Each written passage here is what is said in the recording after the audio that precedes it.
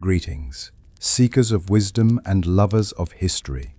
Today, I invite you on a journey back over 2,000 years to the bustling heart of ancient Athens, a city alive with philosophy, politics, and passionate debate. But this is not just the story of a man, it is the story of an idea so powerful, it outlived the body that carried it. We will walk alongside Socrates, the man who dared to question everything, the laws, the gods, the leaders, even the very nature of truth. We will witness his unyielding courage in the face of public condemnation, his unwavering commitment to the pursuit of wisdom, and his final moments as he lifts the cup of hemlock to his lips. Across 40 chapters, we will explore the events, the conversations, and the moral choices that led to one of the most famous deaths in history, a death that still inspires thinkers, dreamers, and rebels to this day.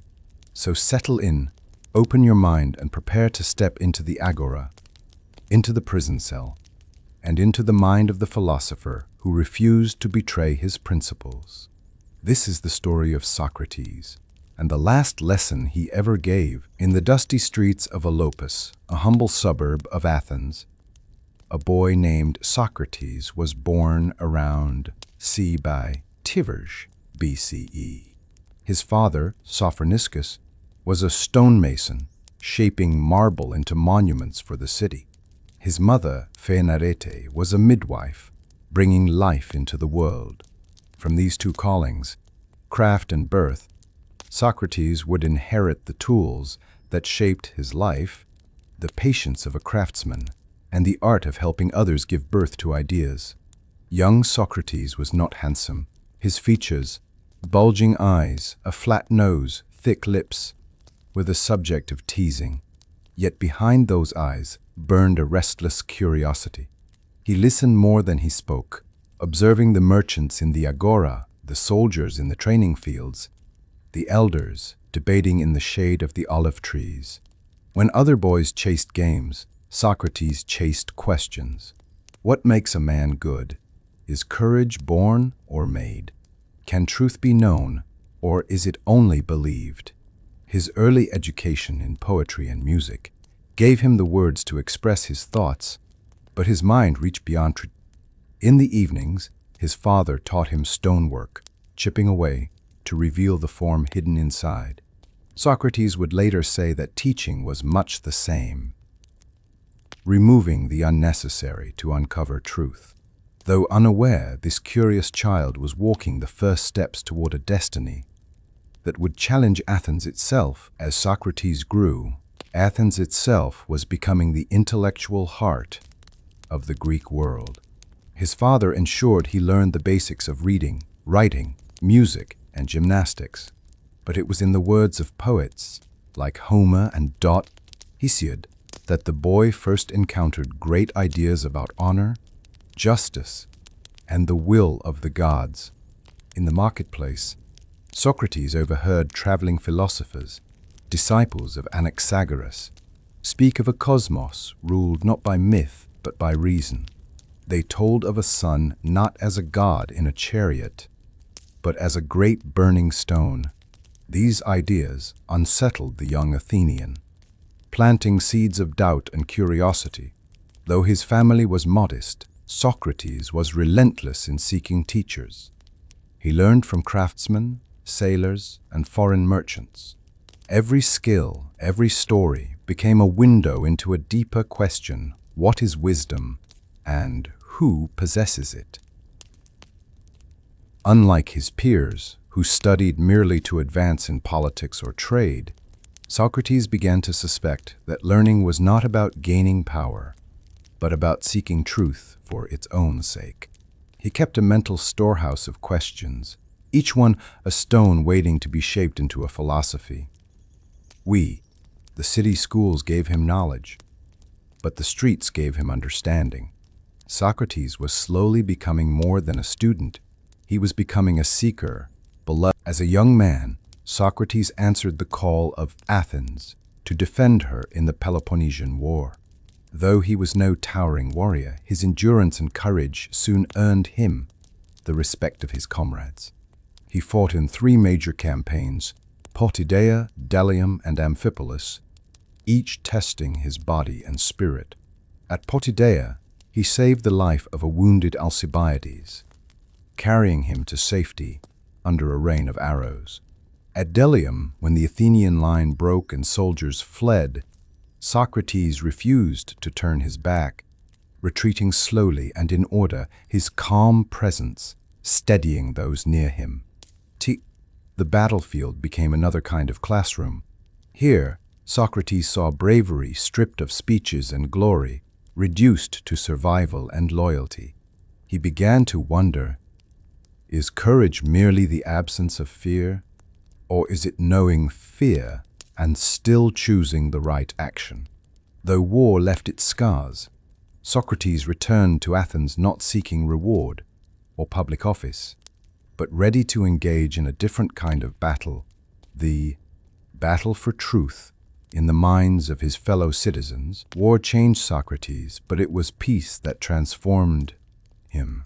Back in Athens, he spent less time at his father's workshop and more in the agora, speaking with anyone willing to exchange ideas. He asked merchants what made a fair trade, generals what made a true leader, and poets what made a poem beautiful. Many were unsettled by his method.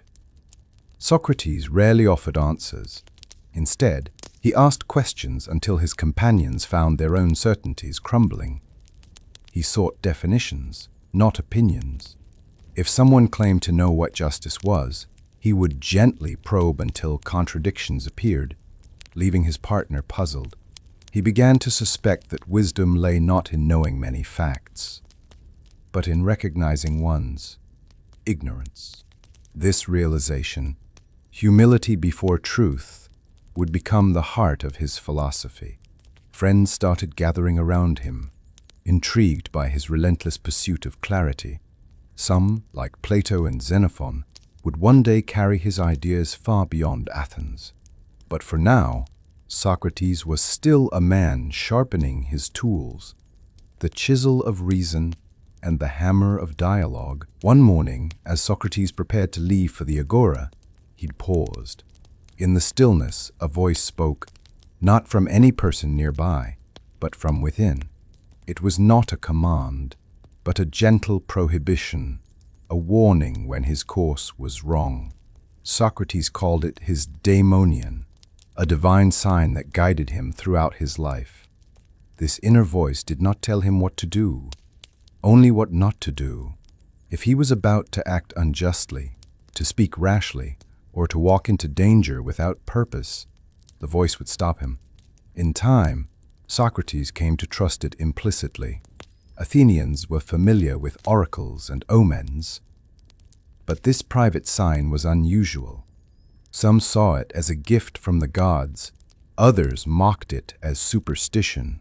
Socrates himself treated it as a companion in the search for virtue, a safeguard against moral error.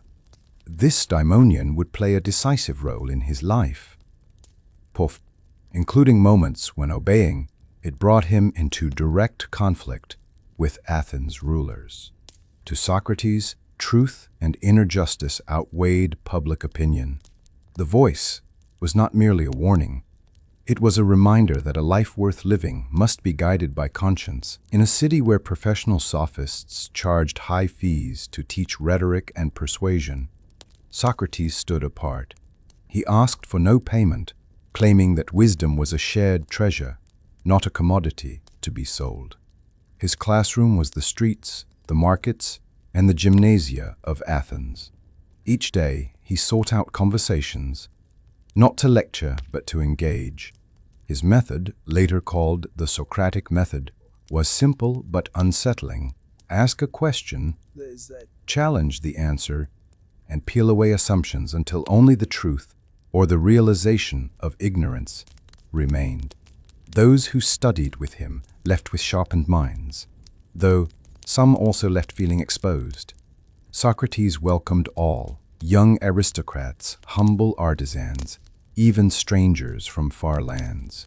He believed truth belonged to no class or station. This open approach won him admirers, but also enemies.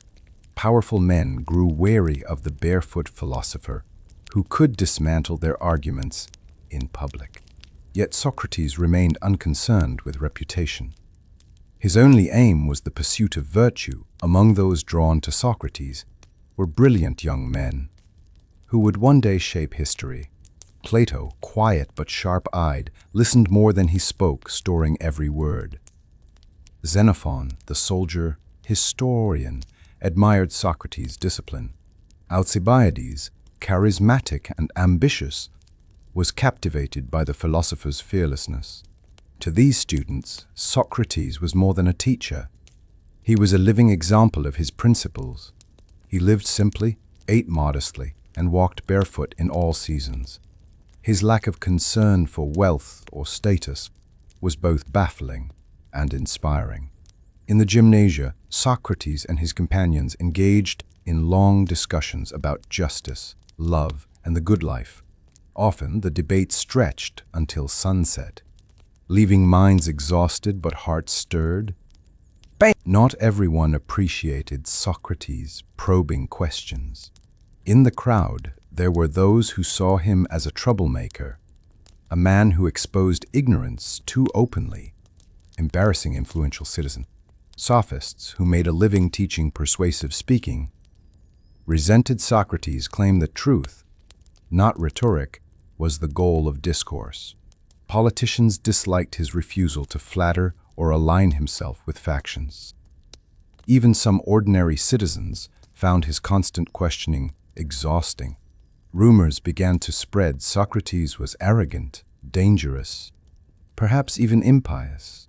In a city still healing from the Peloponnesian War, Athens was on edge. Old grudges and political divisions simmered beneath the surface, and Socrates' sharp tongue could turn an admirer into an enemy overnight. Yet he refused to soften his approach. If a man claimed to know justice, Socrates would test his claim, whether that man was a craftsman or a general.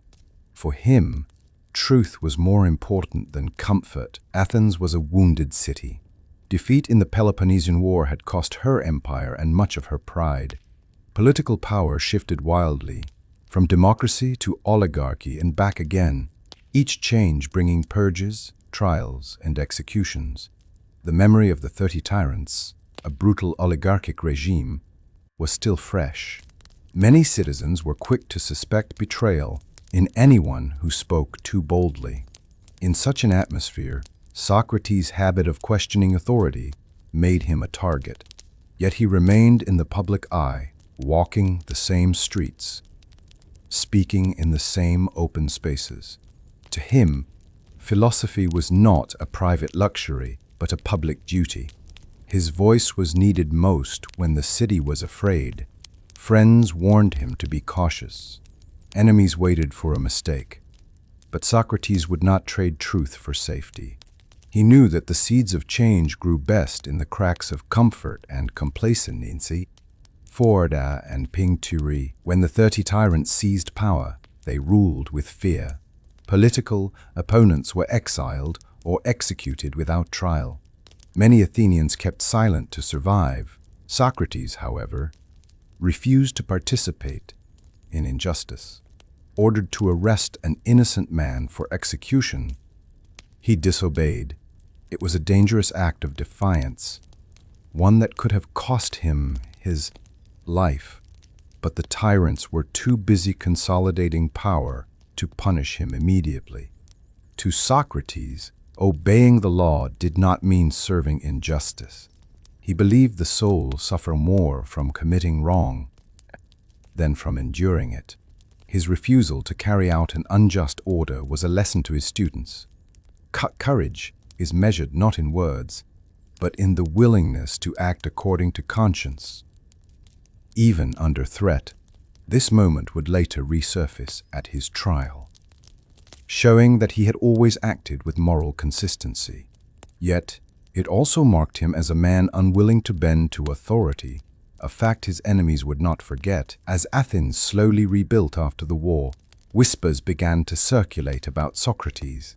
Some claimed he mocked the city's gods, replacing divine authority with his own strange inner voice. Others accused him of corrupting the youth, teaching them to question tradition and challenge authority. These rumors were not entirely new. Aristophanes, the famous playwright, had once caricatured Socrates in his comedy The Clouds, portraying him as a foolish sophist who floated in a basket, measuring the air and mocking the gods. Though meant as satire, the play had left a lasting impression on many Athenians. Now, with the city's political wounds still raw, suspicion found fertile ground. Socrates' associations with controversial figures like Alcibiades and Critias, the latter a leader of the 30 tyrants, fueled the belief that he was a dangerous influence. The charges were not yet formal, but the tide was turning.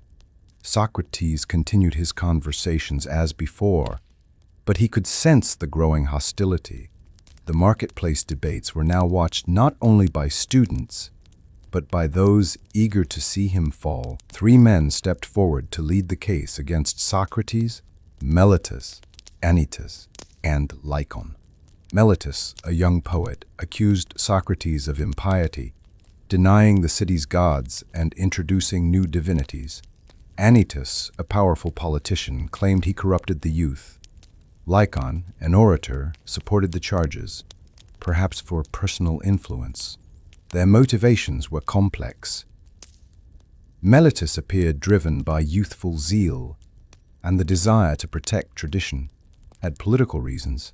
Socrates' criticisms of democracy and his association with the 30 tyrants had made him an easy target. Lycon sought public favor, aligning himself with the cause. Together, they represented poetry, politics, and rhetoric, the 3 pillars of Athenian culture, and they were united in their aim to silence the gadfly of Athens. For Socrates, this was no surprise.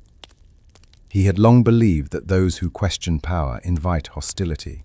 Still, he would not compromise his principles for safety.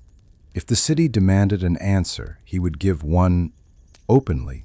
In the full light of the court, the formal summons arrived. Socrates was to appear before the court of Athens. A herald delivered the notice, reading aloud the charges for all to hear. Socrates is guilty of not recognizing the gods of the state, introducing new divinities, and corrupting the youth. The words hung heavy in the air. Friends urged him to prepare a defense that might appease the jury. Some suggested he flatter his accusers or appeal to the crowd's emotions. Socrates refused. His defense, he said, would be the truth, not a performance to win favor. To him, the trial was not a matter of survival, but of integrity. If the city condemned him for speaking truth, so be it. Better to die honest than live dishonored. That evening, he walked the streets of Athens as usual, speaking with anyone who would listen. Far from hiding, he made himself visible, a man with nothing to fear from the truth. In the days before his trial, Socrates continued to engage his companions in philosophical dialogue. Rather than dwelling on his fate, he used the time to explore questions of justice, virtue, and the role of the individual in society. With Plato, he discussed the nature of truth, whether it was absolute or shaped by perception. With Crito, he considered whether loyalty to friends could outweigh loyalty to the law. With Xenophon, he reflected on courage in the face of danger. These conversations were not grim farewells, but lively exchanges. Socrates laughed, challenged, and teased as always, refusing to let the shadow of the trial silence his joy in inquiry. For his students, these final days before the courtroom became a masterclass in living according to one's principles. They saw in him a man unshaken by fear, grounded in the belief that the examined life was worth any cost. The day of the trial arrived. The courthouse, an open-air space, was packed with citizens, woo-back jurors chosen by lot, spectators eager for drama, and political figures watching from the shadows. Socrates stood before them, not in fine robes but in his plain tunic, barefoot as always. His presence was calm, almost casual, as if he were meeting friends in the agora, rather than defending his life. The accusers spoke first. Meletus delivered his charges with rehearsed conviction. Anytus emphasized the danger of allowing Socrates to influence the youth. Lycon appealed to the jury's pride, warning that Athens could not tolerate a man who defied its traditions. The crowd murmured approval and disapproval in turns. Some jurors studied Socrates closely, curious how he would respond. Others had already made up their mind. When his turn came to speak, Socrates stepped forward, not to plead for mercy, but to speak of duty, virtue, and the pursuit of truth. The trial had begun, and the city of Athens was about to hear the defense of its most persistent questioner. The trial opened with the formal reading of the accusations. Meletus stood before the jury, his voice carrying over the crowd. Socrates is guilty of refusing to acknowledge the gods recognized by the state, introducing new divinities, and corrupting the youth of Athens. Anytus followed, speaking with political weight. He warned that Socrates' teachings had bred disrespect for authority, undermining the foundations of democracy. If such men are allowed to speak freely, he said, Athens will again fall to chaos. Lycon, skilled in rhetoric, played to the jurors' pride. He painted Socrates as a man who thought himself wiser than the city, mocking its traditions and leading its brightest sons astray. The accusations were carefully crafted to strike fear, pride, and moral outrage. In the tense silence after they finished, many jurors nodded grimly. The stage was set for Socrates to defend not only his life, but the very idea of philosophical inquiry. In a fragile democracy, when his turn came, Socrates stepped forward without notes, without prepared theatrics. His voice was steady, his gaze direct. He began not with flattery, but with truth. I am accused of corrupting the youth. If I do so unintentionally, the law requires instruction, not punishment. If I do so intentionally, I would be harming myself, for no man wishes to live among the corrupt. He explained his mission, how the oracle at Delphi had declared him the wisest of men, and how he had sought to test this by questioning those who claimed knowledge. In doing so, he discovered that wisdom was recognizing one's ignorance. Socrates rejected the idea that he denied the gods. He spoke of his daemonion, his inner divine sign. This, he argued, proved his belief in spiritual matters.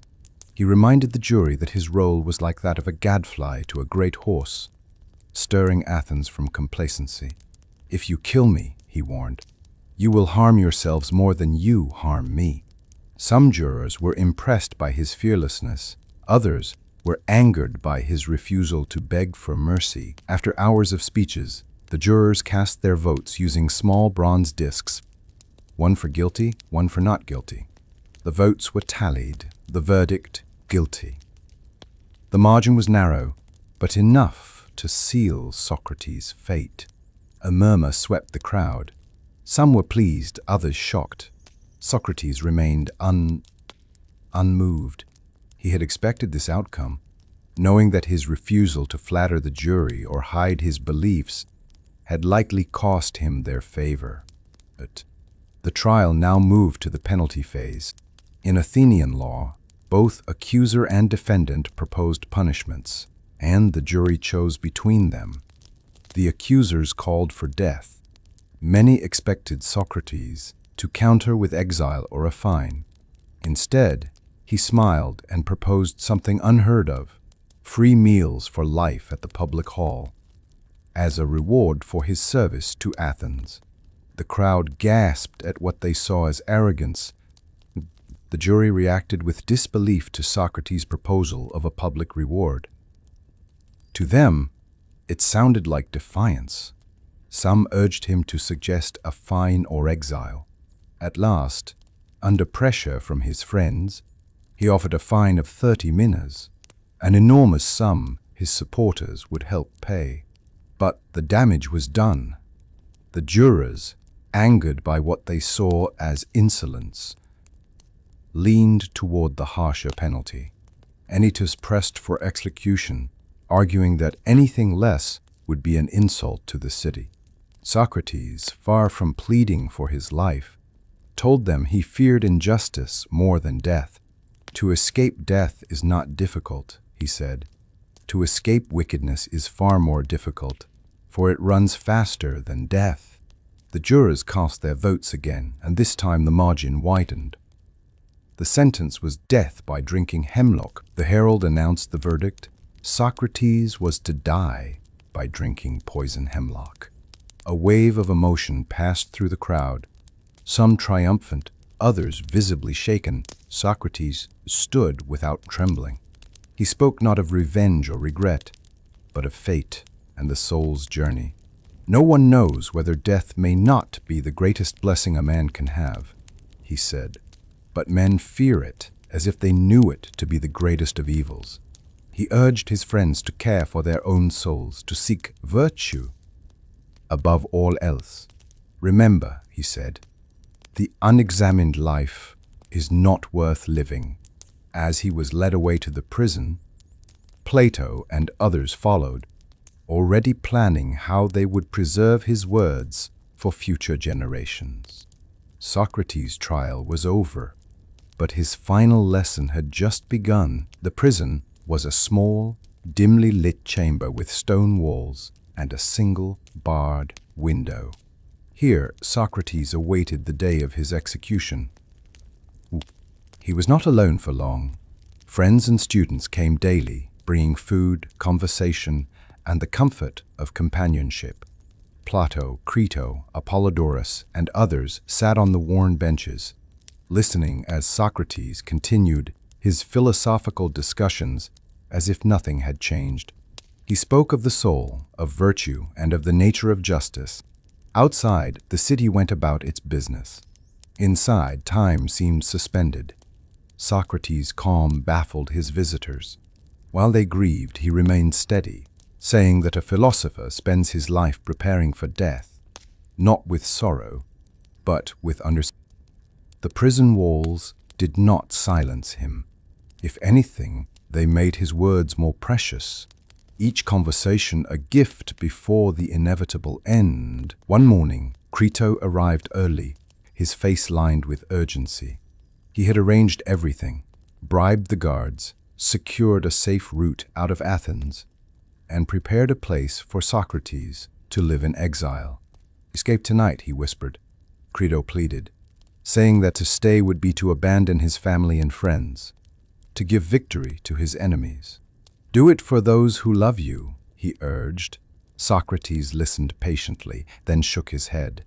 The law, he said, was like a parent. To break it, even to save his own life, would be to harm the city and his own soul. We must never do wrong, even in return for wrong. Crito's eyes filled with frustration and grief. But Socrates' decision was final. Freedom bought with injustice, he believed, was no freedom at all. Socrates explained to Crito that laws are the framework holding a city together. If individuals choose which laws to obey based on convenience, the entire system collapses. He imagined the laws of Athens speaking. "Did we not raise you, educate you, and give you the rights of a citizen? You chose to live under us. If you now break us, you harm not just the city, but justice itself." Crito argued that the verdict was unjust, but Socrates replied that justice is not determined by personal grievance. If he escaped, he would live as an outlaw in foreign lands, his teachings stained by hypocrisy. Crito sat in silence, realizing that his friend's commitment to principle outweighed his desire to live. Socrates' choice was not about death, it was about remaining true to the very truths he had spent his life defending. In the days that followed, Socrates spent his remaining time in discussion with his followers. He spoke of the soul's immortality, arguing that death was merely a transition from the physical to the eternal. Plato, seated quietly with a wax tablet, recorded his teacher's words. Others listened in rapt attention as Socrates described the philosopher's duty to seek truth beyond the senses, preparing the soul for a realm free from the distractions of the body. The prison became a place of learning, as though the walls themselves held the echo of their debates. Outside, the city was noisy with politics and trade. Inside, it was filled with quiet certainty. For Socrates, these final conversations were not farewells, but lessons. He was leaving his companions, not in despair, but in the hope that they would carry forward the life of inquiry. As the sun set on his last evening, Socrates spoke less and listened more. Friends sat quietly around him, the air heavy with unspoken emotion. He asked after their families, encouraged them to live with justice, and reminded them that no harm could truly touch a good soul. When the conversation lulled, he hummed a few lines of an old hymn, his voice calm and steady. The guards allowed his companions to stay late. Outside, the sounds of Athens faded into the night. Inside, the flicker of an oil lamp cast warm light over faces that would remember this night forever. There was no fear in him, only acceptance. As the hour grew late, he lay down to rest, knowing that at dawn, the last chapter of his life would begin. The first light of dawn filtered through the small barred window of Socrates' cell. The air was cool, carrying the scent of the early morning sea breeze from the harbor. This was the day Athens would take the life of its most unyielding philosopher. Socrates awoke before the others. His friends, who had been permitted to stay through the night, stirred from uneasy sleep. He greeted them warmly, asking if they had rested well, as though it were any ordinary morning. Plato was absent due to illness, but Crito, Apollodorus, and several others were there. They tried to hide their sorrow, but their red eyes betrayed them. Socrates, seeing their grief, smiled gently. "Come now," he said, "do not mourn as though I were departing into darkness. Think rather that I go to meet what is either peaceful sleep or a better place." The guards entered, respectfully, announcing that preparations were underway. There was no hostility, no chains, only the solemn awareness of what was to come. Socrates asked if he might spend the morning as usual in discussion. The guards nodded, and so, as the city outside came to life, inside the prison Socrates spoke once more about the soul's immortality, the duty to live justly, and the importance of seeking wisdom until the last breath. He seemed lighter than those around him, as if the weight of the trial had fallen away. For him, the day was not an end, but a final lesson, a demonstration of how to meet death without fear. By mid-morning, the small door of the prison opened, and the jailer entered. Unlike the rough guards of ordinary criminals, this man bore no malice. His eyes were downcast, his voice low, as though reluctant to speak the words he had come to deliver. "Socrates," he said softly, "I must tell you that your time has come. The poison will be prepared shortly. When you are ready, you may drink." A hush fell over the room. Some of Socrates' friends shifted uncomfortably, their hands tightening into fists. Apollodorus turned away, tears welling up. Socrates, however, smiled at the jailer. "You have done your duty with kindness." "I thank you," he said.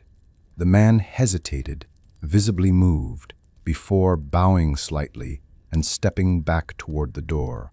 Crito leaned close, whispering that they still had time to flee if Socrates changed his mind. Socrates shook his head gently. Would I undo a lifetime of conviction in my final hour? No, my friend. The path is chosen. Instead of dwelling on the moment, Socrates resumed a philosophical discussion, asking whether the soul, freed from the body, might gain a truer understanding of reality. His voice was calm, almost cheerful, as if speaking of a journey to a familiar place. The jailer lingered near the entrance for a moment longer, then departed to fetch the hemlock. The sound of the iron latch closing echoed in the quiet room. The friends of Socrates sat in silence, the reality of the moment settling heavily upon them. Before the poison was brought, Socrates asked to see his wife Xanthippe and their children. The gods allowed it, and soon the small cell was filled with the sound of quiet sobbing. Xanthippe clung to her husband's arm, her voice trembling. Socrates, how can you leave us like this? How will we live without you? Their youngest son, too young to understand, buried his face in her robe. Socrates' expression was tender but steady. Xanthippe, we have known since the day of my trial that this moment would come. Do not think I go unwillingly. I go in obedience to what I believe is just. He embraced each of his children, speaking softly to the older ones. Seek truth always, live justly, and care for one another. To his wife, he said, do not let grief blind you to the blessings still before you. The gods, seeing the scene grow heavy with sorrow, gently urged the family to leave. Xanthippe's sobs grew louder as she was led away. Socrates stood watching until they disappeared through the doorway, his face a mixture of love and resolve. When the door closed, the room was silent again. His friends looked at him with renewed admiration. Even in farewell, Socrates had given a lesson, not in philosophy, but in courage and compassion. After his family departed, Socrates gathered his friends for one last discussion. The topic, fittingly, was the nature of the soul and its fate after death. He argued that the soul, being immortal, was freed by death rather than destroyed. The body is a prison, he said, and death unlocks its door. He compared the philosopher's life to a long preparation for this release, training the mind to detach from bodily desires, so that the soul might ascend to a higher realm. Crito asked if he truly believed such a realm existed. Socrates replied, either there is a place where the good dwell in peace, or there is nothing at all. In both cases, there is nothing to fear. The friends listened in silence, the weight of his calm conviction pressing upon them. Even as the shadow of death lengthened, Socrates' voice was steady, his eyes bright with curiosity for what lay ahead. When he finished, he clasped each man's hand, thanking them for their companionship. Remember, he said, to live as we have spoken, not only in word, but in deed. The sound of footsteps in the hall signaled the approach of the jailer. The discussion had ended. The final act was at hand. The door opened, and the jailer entered carrying a small clay cup. Inside, the dark green liquid of crushed hemlock leaves glistened faintly in the light. The air seemed to grow heavier. The jailer's face was pale. Socrates, you know what to do, he said quietly. There is enough to finish the task quickly. Walk after you drink until your legs grow heavy, then lie down. Socrates took the cup without trembling. He looked at it for a moment, then at his friends. What is this? A drink to cure the disease of life, he said with a faint smile. His words, light as they were, brought tears to many eyes. Apollodorus turned away, covering his face. Crito bit his lip, unable to speak. Socrates raised the cup in both hands and, without ceremony, drank it down in a single swallow. He handed the empty vessel back to the jailer. You are skilled at your task, he said kindly. The jailer, overcome with emotion, turned and left the room. A stillness fell over the group. They watched as Socrates began to pace slowly, following the instructions. His face remained calm, his voice light, as he spoke to them about caring for their souls above all things. Already, the poison was beginning its work. The bitter taste of the hemlock spread across Socrates' tongue. But his expression never wavered. He placed the empty cup on the floor and began walking slowly around the room. As instructed, his friends followed him with their eyes, their hearts pounding in unison. Each step was deliberate, a quiet defiance against fear. Socrates spoke lightly of the body's frailty, as though explaining an ordinary lesson, but his listeners could hear the faint strain in his voice. The poison worked from the feet upward, numbing the flesh. Socrates described the sensation to his companions, how the cold began in his toes and crept steadily upward. "It is like winter climbing into the body," he said, with the same detached curiosity he might use when studying nature. He paused near the wall, resting a hand on the stone.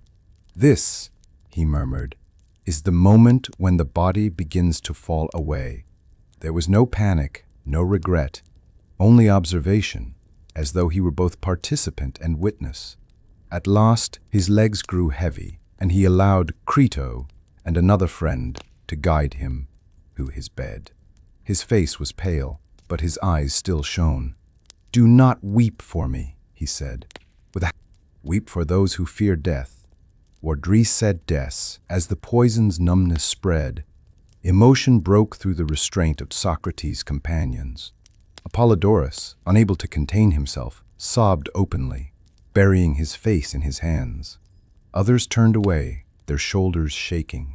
Socrates looked upon them with gentle amusement. "You are behaving as though something terrible has happened," he said. "But have I not told you all my life that death is nothing to fear?" To fear? His words, though kind, carried a firmness that reminded them of the example he wished to leave. Some tried to speak, but their voices failed. The reality of the moment crushed their ability to argue. Even Crito, who had been so steadfast, now struggled to maintain his composure. Socrates encouraged them to speak of philosophy rather than grief, to consider how they would live after he was gone. "The best way to honor me," he said, "is to live rightly and with courage." The room was thick with the sound of quiet weeping. But slowly the friends regained control, clinging to his words.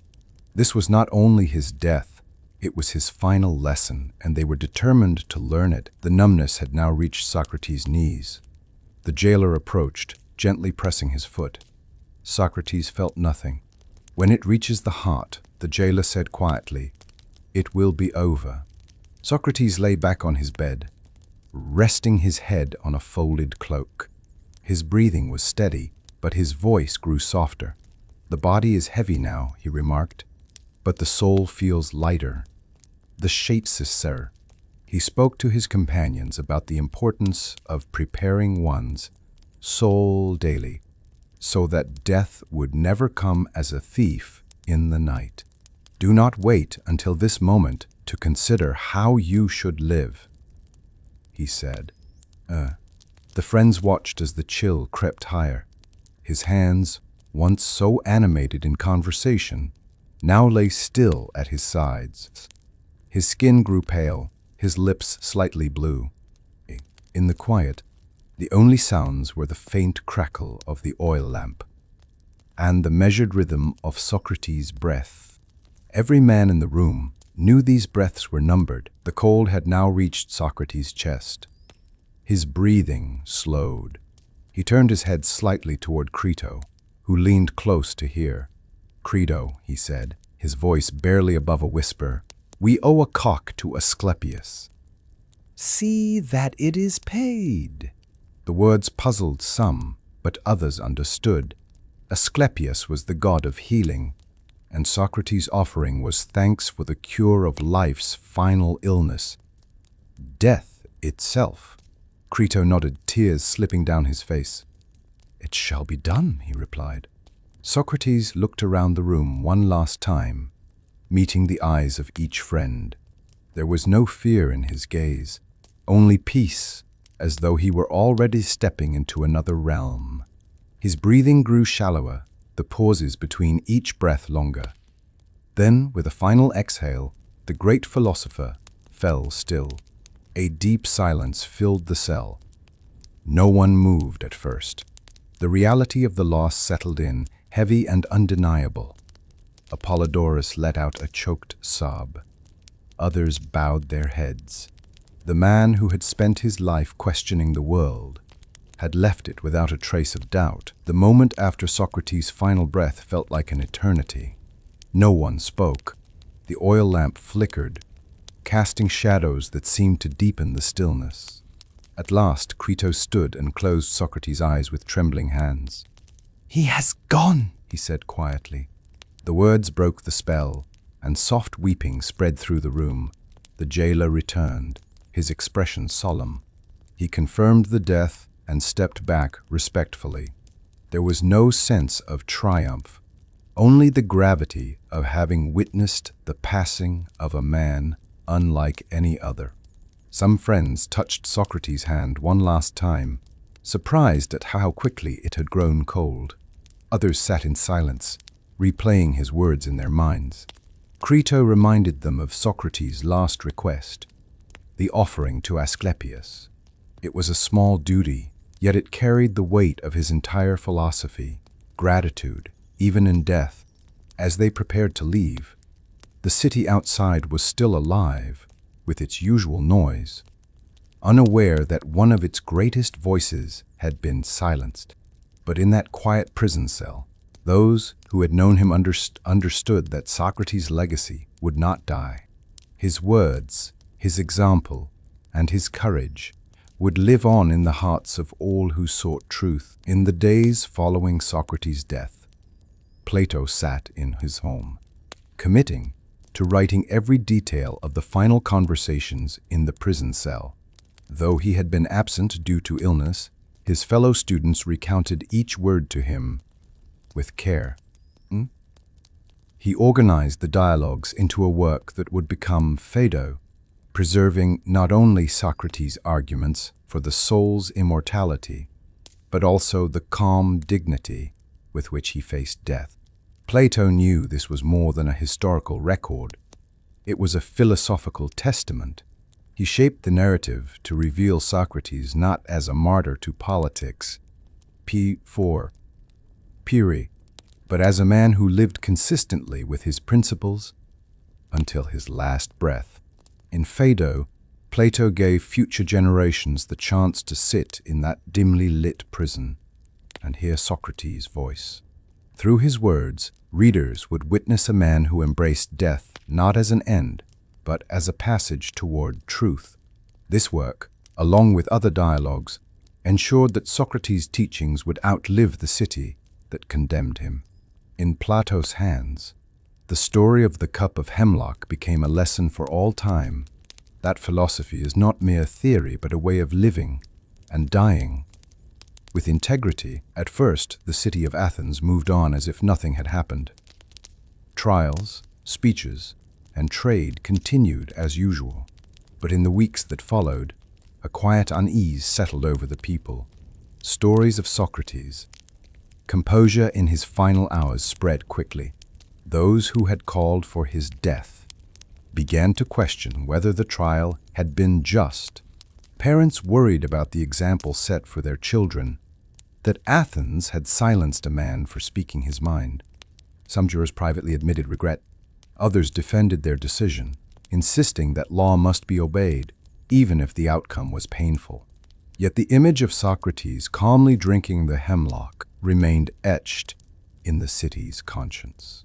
In the assembly, a few brave voices spoke of honoring his memory, though these calls were met with resistance. Athens, still sensitive to political dissent, was not ready to admit fault openly. but the seed of doubt had been planted. The man they had condemned as a corrupter was beginning to be seen by some as a defender of truth, a citizen who had dared to hold the city to its own ideals. Over the years, the story of Socrates' trial and death grew beyond Athens.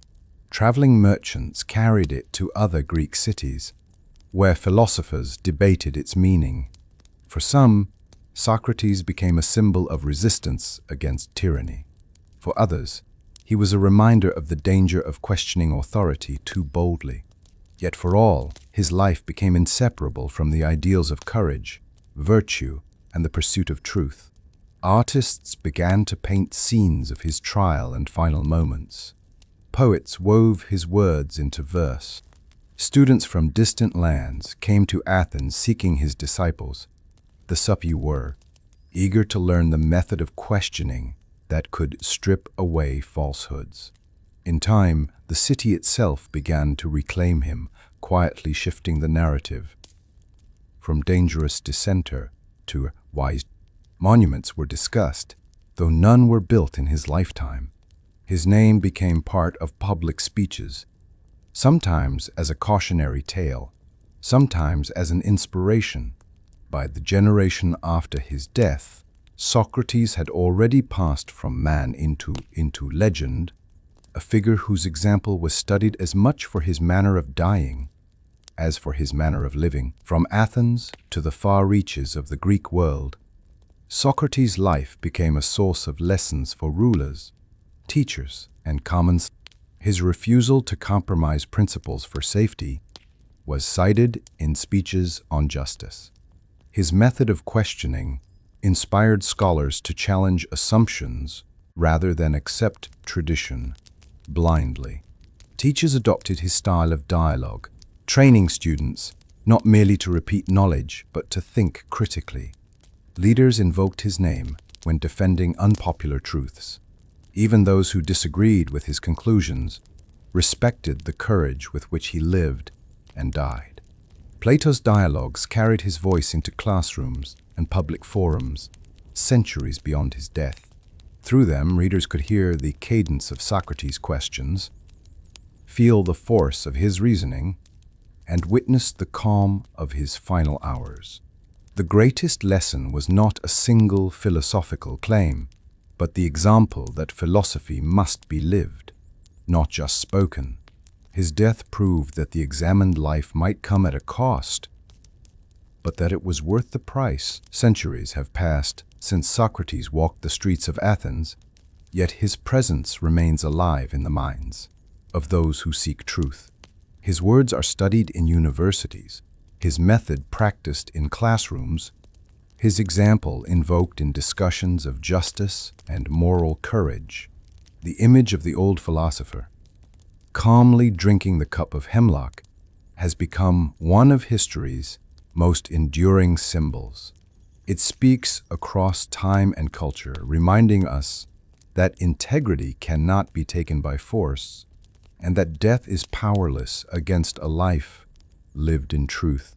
In every era, new voices rise to challenge injustice, and many look to Socrates as a guide. His questions, what is virtue, what is justice, how should we live, remain as relevant today as in ancient Athens. Though his body lies long gone, Socrates achieved a kind of immortality that kings and generals rarely win, immortality of ideas. His life and death are not relics of the past, but living questions for the present. And so, in every conversation where someone dares to seek truth without fear, Socrates walks again, not in the marketplace of Athens, but in the hearts and minds of those who believe the examined life is worth living. And so, we leave the dim prison cell of ancient Athens, where a humble man faced death with more courage than most face life. Socrates' journey, from the boy in Alkaloid to the philosopher before the court, was not about chasing glory, but about pursuing truth, even when it cost him everything. His last lesson was not in a scroll or a speech, but in the way he met his fate, with calm, with integrity, and without fear. He showed us that the examined life is not a luxury, it is a necessity. That courage is not found in the absence of danger, but in the willingness to do what is right when danger is certain. As we close this chapter, remember that the questions Socrates asked are still waiting for answers from each of us. What is virtue? What is justice? How should we live? The answers are not handed down. They are sought in the daily choices we make. May we all drink from our own cup of truth, whatever form it takes, and live so that, when our final hour comes, we can meet it as Socrates did, at peace, unafraid, and true to ourselves